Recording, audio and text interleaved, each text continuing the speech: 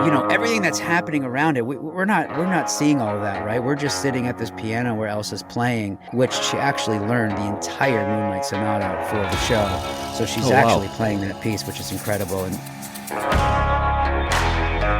so far, the defining moment of 1883 has been the river crossing scene from episode 4. Pioneers led by James and Margaret Dutton try to cross the Brazos on their way to a new life, as Elsa Dutton, played by Isabel May, sits down in front of a discarded piano to play Beethoven's Moonlight Sonata. Actor Eric Nelsen was a witness to this scene, and he says he was overcome with emotion during filming. During 8 or 9 takes, he bawled his eyes out because he knew what only the rest of the cast and crew know about what's to come for these travelers once they cross that river. If you thought this moment was powerful, hang on tight. I'm Addison Hager, and today, Eric Nelsen joins the Dutton Rules podcast to talk about his role as Elsa's suitor, Ennis, the off-camera, impromptu musical performances from Tim McGraw, and the pressure that came with filming a Yellowstone prequel in a very condensed time frame. In fact, that pressure is still coming, because the show's not done filming yet. Minutes after Eric, wrapped with Taste of Country's Billy Dukes, he was back on set in character. Keep in mind, Episode 5 drops this Sunday on Paramount+. Tap follow on your favorite podcast platform and look for weekly episode recaps, then search the archive for more cast interviews with stars of Yellowstone in 1883. Cole Hauser, Jefferson White, Sam Elliott, and Tim McGraw are just a few you'll find, and there's more to come. Staff at tasteofcountry.com is the email address if you'd like to join the conversation and ask questions about what we know and don't know about this 19th century Western drama. Is Season 2 possible? You'll find out as Eric Nelsen joins Billy Dukes on Dutton Rules, a Yellowstone 1883 podcast.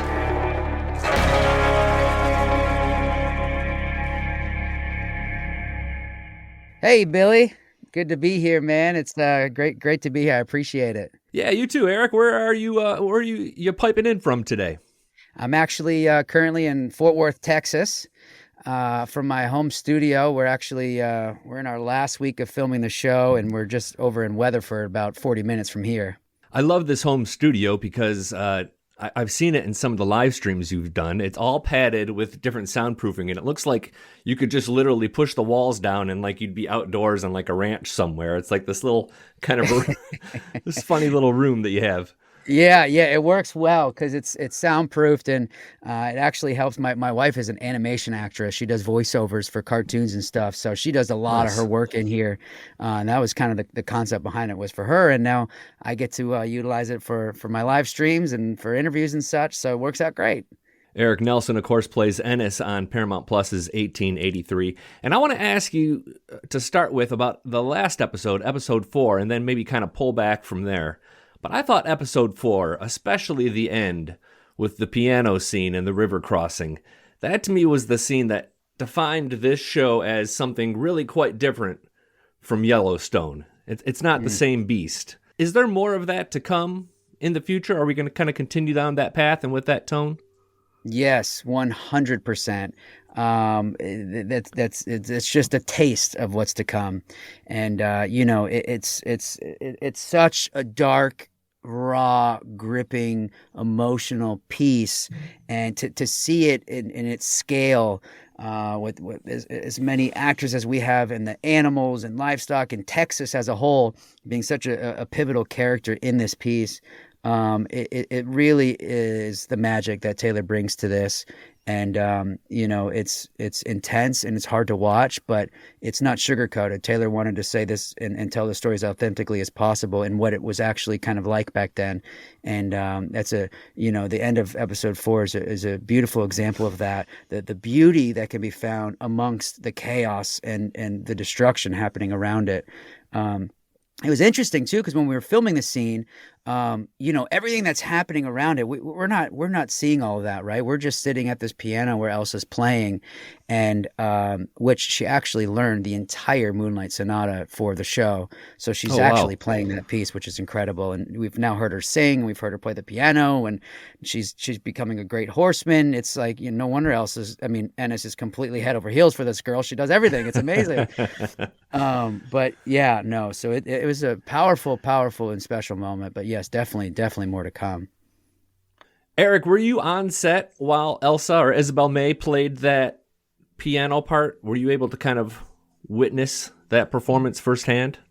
I was, and that was honestly one of the most emotional moments I had filming the show, because we're aware of what's to come, and the episode is titled "The Crossing," and it's so metaphorical in so many ways. And once we go on the other side of that river, everything that we knew and we loved and we trusted is gone, and we are into a new world of uncertainty, and we don't know what's around the corner. So we're stripping so much of what we knew and are on one side of the river and crossing to, like I said, a world of uncertainty and trouble that we know is looming ahead. So to have experience sitting at this piano and having this beautiful, soft, tender moment before so much craziness is about to come up was very emotional for me. And 9 out of 10 takes, I was bawling at the end because I couldn't help it. Just watching her emotions playing these keys and thinking about what's to come for these characters was so hard for me not to cry. I don't think they chose a take where I was crying watching because I think I'm supposed to be a little stronger in the moment, but it was so hard to be because of how raw her emotions were in that moment. And I'm so happy that I got to experience it firsthand because it really was beautiful. And it's a long song, and she played it from beginning to end flawlessly. It was incredible. Yeah, I mean it's stunning, and the way that it's spliced together with the footage of the actual crossing. Like, I don't know, how easy was it for you to sort of imagine what the final output was going to be? Did you know what you were filming at the time, or was it kind of just post-production magic when you actually sat back and watched it? It was completely post-production magic. Taylor said, "Please play the whole song," and at first, Isabel was like, "Well, Taylor, this is like a 7-minute song. It's a very long song." He goes, "No, I know. I want you to play the entire thing." Yeah. And so we were like, okay, either A, he wants the whole thing played just to try to evoke as much emotion out of all of us as possible by the time it ends, or B, he's truly going to use the whole thing and add so much more world around this that we are going to be mind blown to see what it all comes together as. So it was B, the latter, and I'm so happy he did draw out that song as long as he did because it was able to show so much in those moments. So it really was just so special to see that all come together on screen the way it did. It's been really interesting to watch your character kind of develop. I think maybe my first impression of your character, was a little bit of a bad boy, kind of had some lines, a quick wit, maybe has been around the block a few times. But kind of as the relationship with Elsa has developed, we've seen kind of, there's a little maybe naivete, some innocence there. How much of that was sort of developing as the episodes progressed, and versus you kind of knew who your character was at the very start and you were kind of just getting into it? Yeah, no, it was all very calculated because especially, when I was prepping for this role, I saw Ennis as kind of this opportunity to not go against the grain of the show, but we're living in such a dark, intense world. And to be able to kind of punch through and have the lighter moments and, some comedy here and there and innocence and to be able to contrast the world that we're in, I thought was really important. And I felt that Ennis was one of the characters to really try to do that. It also, I feel like, is one of the roles and relationships being built that gives the audience hope. And, they're excited. And, I wanted them to be able to smile when they see Ennis and maybe not so much expect the worst. Or, I wanted to make sure that I kind of contrasted the world that he's in. Your comedic timing is pretty good throughout this series. Did you have a little comedy background? Thanks, man. Yeah, I've done some comedy. I did a lot of improv training back in the day, and I have done comedy. I've been living in a more dramatic roles lately. It's just kind of where the cards have fallen. But I love comedy. and I definitely am going to keep exploring and doing more comedy in the future. But so yes, to answer your question, I have, and it's been fun to in his slight way get to kind of poke that out a little bit in Ennis. Well, I mean, sometimes, I just laugh out loud. Like the one line where you tell Elsa, and it's not even a funny line, but it's funny if it was said in modern day America, like where you tell her to take off her hat and let you see how pretty she is. It's like that kind of stuff worked in the 19th century. Whereas if you said that to a woman today, you'd probably be canceled, you'd certainly be a firestorm at it. Like, it was a lot easier back then. I feel like I would have slayed back in the day. All 120 pounds of me in high school. Yeah, no, that's hilarious and so true though. I mean, different times, and you could get away with a little more back then, and it also adds to the his naiveness and such. But you also got to remember too, he's used to being around cattle and looking at them all day every day, and finally he gets this young pretty girl to look at and hang out with and go on this journey with. He's like losing his mind. So at times I don't even think he knows what he's saying, but it kind of just comes out. Eric Nelsen plays Ennis on 1883, and at Eric Nelsen on Instagram, or it's not Eric Nelsen, it's at Eric Nelsen Official on Instagram. You live stream on Sundays. And these are really fascinating to watch. I watched the one after last Sunday where you talked to LaMonica Garrett and Emma Laird from the show, Mayors of Kingstown. And she said something I thought was pretty interesting about how she invented this whole backstory for her character on Mayors of Kingstown. Ennis is a clean slate coming into the show. Did you do the same? Invent a backstory of details that maybe people will never see, but just allows you to kind of get into that performance a little bit more authentically?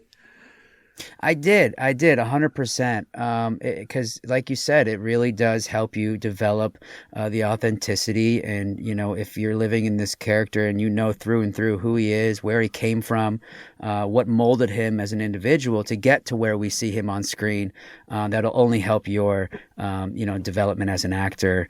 And believability, not only for the audience, but for yourself. So I did. I basically from where he grew up to how he grew up to who he surrounded himself with to how he got so good at cowboying. I mean, all of it.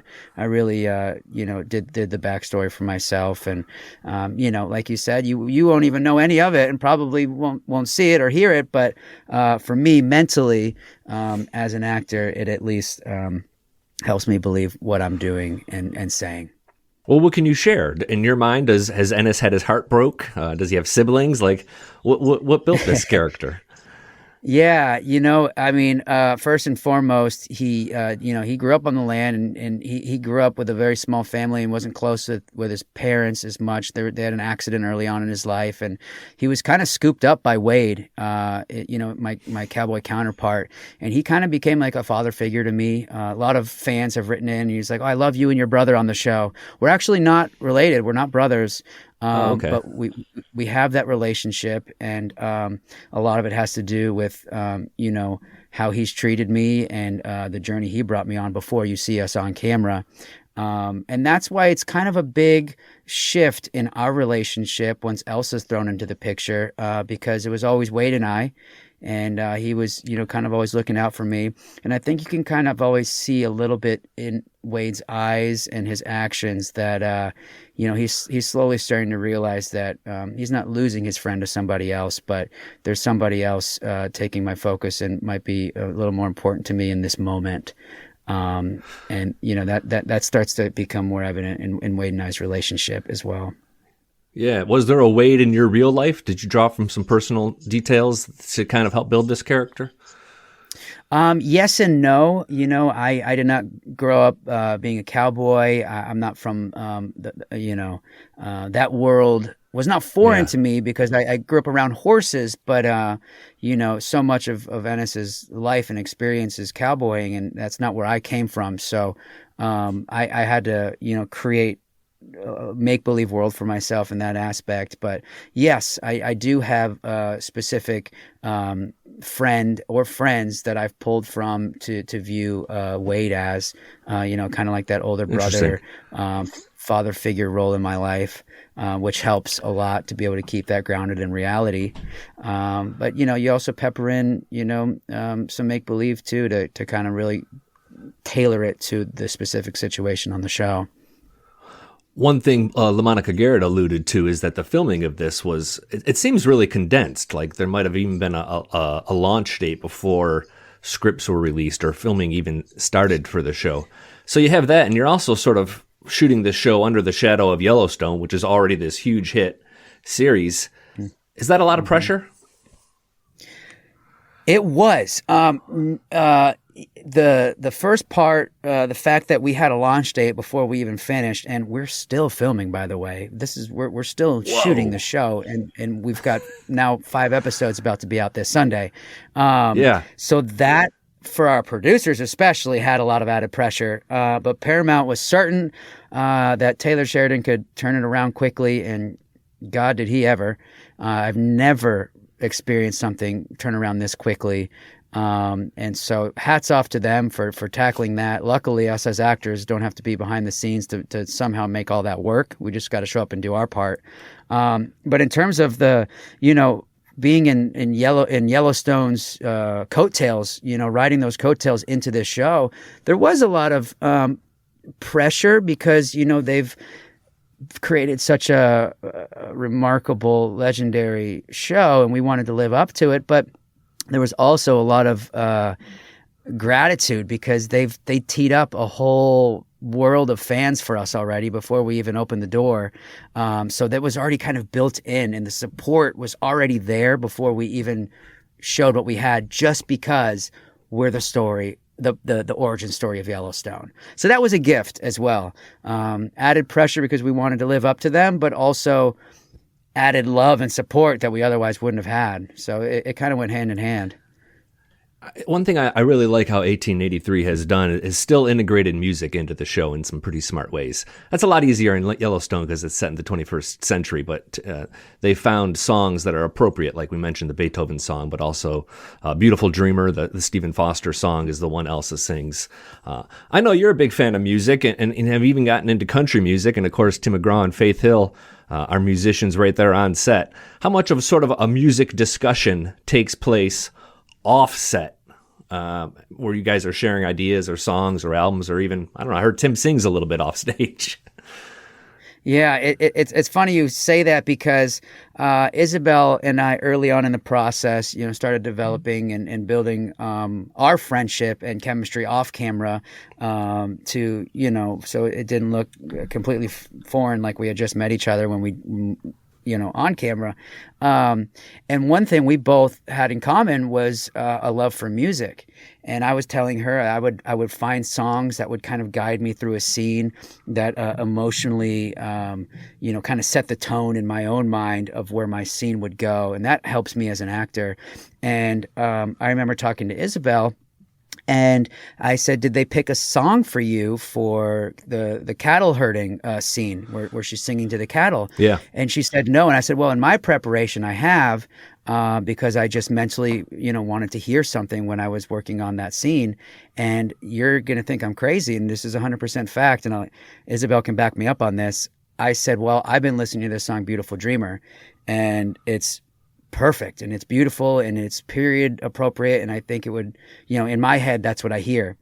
Well, fast forward 2 months, the scene's coming up. Taylor sends the song Beautiful Dreamer to Isabel to sing on the show, and she called me and she was like, you're not going to believe this. The song you've been prepping just for your own personal, preparation is what made it into the show. And I had told nobody. She had told nobody.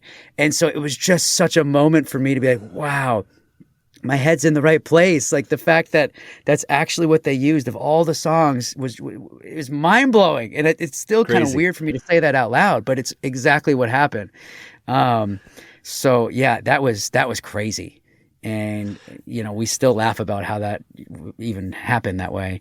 But aside from that, I mean, Tim, that dude is hilarious, and he is making people laugh all day long, and he sings all the time between takes, on set, off set. He's always singing to people. And so it's just like you kind of fall out of your seat each time because it's like, not only is he there, but now he's singing to me and it's Tim McGraw. But he truly loves it and enjoys it. So it was a music filled set. And Faith was the same way. She'd be singing around set too. And, it was just so cool to get to experience that.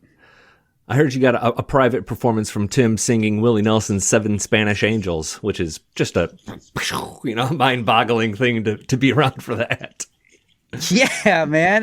We were sitting in a room, waiting between takes, and Isabel was next to me actually, and I mentioned that was my favorite Willie Nelson song, and he just breaks into song and just starts singing it for me, and I'm just like, A, I can't believe this is happening to me, and B, am I going to wake up? Is this a dream? Like, what's happening here? So that was a really cool moment I will never forget. And Tim McGraw's version of Seven Spanish Angels should be on an album somewhere, so I'm going to try to manifest that. Well, does he stay true to the original, or does he kind of put his own personal spin on it? He stayed pretty true, but he did some Tim McGraw things to it that I didn't expect, and was the perfect touch. So it was really cool. It's Eric Nelsen on the Dutton Rules podcast. He plays Ennis on 1883, and as I mentioned, at Eric Nelsen Official does the live streams. I wonder how kind of plugged in you are to what fans and what people are saying about the show and your performance. Do you embrace that? I do, and I love it, and I welcome it, because the fans have been so incredible to us, and the response has been so amazing. And I really do these live streams as a thank you to them, a moment to connect with them and personally kind of chat with them and answer questions from them, and really be take myself out of the show and out of character and really be relatable on a personal level, because I'm so grateful to them, and without them we'd have nothing. So that's really the whole idea behind the streams, is to connect, and really it's a thank you. I love how just enthusiastic everybody, not only from 1883 but also from Yellowstone, is about the filming experience and how enjoyable it is. I mean, that doesn't seem like that's a normal thing in like a Hollywood or like a TV or a movie studio, for everybody to be so just effusively enthusiastic about the entire finish. Like, I haven't heard one person be like, "Oh, glad that's over with," or anything like that. Yeah, that's a testament to Taylor Sheridan. I mean, it could be so easy for a group of actors in 120-degree heat in the Texas summer in 25 layers of 1800 clothing on an 1800 saddle on a horse all day long. It'd be really easy for a group of actors to complain about that. It's not the most, you're not in a comfy studio in the back of Warner Brothers or something. But because of the world Taylor created for us, and this unity, and how he brought us together weeks before we started filming throughout cowboy camp and such, and really tailored to developing our off-screen relationships as much as our on, gave us a love for this project like no other. And I think that's why the enthusiasm is so strong, is because we truly all love each other just as much as we love what we're doing. And it's 100% a testament to Taylor. Is this a show? I mean, I'm sure this hasn't been announced or said, but is this the kind of show where there could be a season 2, or does it feel like it's going to be season 1 and done? Like, where's your mind at that? Are you optimistic? Yes, very optimistic, and it's it's not a mini series, it's not a one and done. Okay, very cool. Open ended. It's his idea behind creating 1883 was not to stop here. I can tell you that. Great. That's good news. Okay, last thing with Eric Nelsen, 3 random questions. These are kind of random. They're quick hitters. Answer them as honestly as you like. Question 1, you have remarkable teeth for a 20-something from 1883. Did anybody try to make you wear busted up fakes for the show? Yes. Yep. Day one. Makeup threw some junk on there, and I walked out and smiled at Taylor, and he goes, "Take that off right now." Yeah. He wasn't having it. Might be a little white for back then, but he had a vision, and he knew what he wanted to see, and so that was discussed, and that was put out there, but it's not what he wanted. So here we are. Question 2 is a true or false. Your first Sam Elliott experience was watching him as the guy at the bar in the movie The Big Lebowski. False. Really? Mine was. I have to admit it. I'm from Detroit, so I didn't do a lot of Westerns. But I've caught up. What was your first Sam Elliott experience? Tombstone, actually. Okay. Yep. Fair enough. Last question. I'm told you're a classic rock guy first and foremost. Pick one. Mick Jagger, Robert Plant, John Lennon, or Freddie Mercury? Oh my gosh, man. That's like trying to pick. Oh, that's so hard. John Lennon. John Lennon. A Beatles guy over a Rolling Stones guy. Although I named my son Mick. Okay. Well. So it goes to show you how much love I have for him as well. Fair enough. Eric Nelsen, you've been really generous with your time, man. I enjoy the rest of shooting. How much more shooting do you have left? Are there multiple episodes to film, or are you just about done? No, we're basically about done. This is our final week. Good. We'll be done on Saturday. Okay, great. We'll go take a long vacation after that. We're really enjoying it. You can find 1883 on Paramount Plus. Eric plays Ennis on the show. Thanks for joining the Dutton Rules podcast. Thank you so much, brother. Happy to be here, Billy. Really appreciate it. Hope I can be back soon, man. That's Eric Nelsen talking to Billy Dukes about Ennis, the pressure of filming of 1883 under the shadow of Yellowstone, that piano scene, and so much more. Big thanks to Eric's team for arranging this interview. Find him on Instagram at Eric Nelsen Official for his weekly live streams with the cast of the show. I'm Addison Hager, and Billy and I will be back soon to recap episode 5 of 1883. Dig through the archives to find features on Sam Elliott, Isabel May, Faith Hill, and more, and interviews with Cole Hauser, Kelly Riley, and Jefferson White from Yellowstone. Tap follow wherever you're listening, and leave a 5-star rating and review if you're feeling it. Dutton Rules, a Yellowstone 1883 podcast, is written by myself and Billy Dukes and produced by Billy Dukes. Staff at tasteofcountry.com is the email address for questions or comments. As always, Dutton Rules is another great Townsquare Media podcast.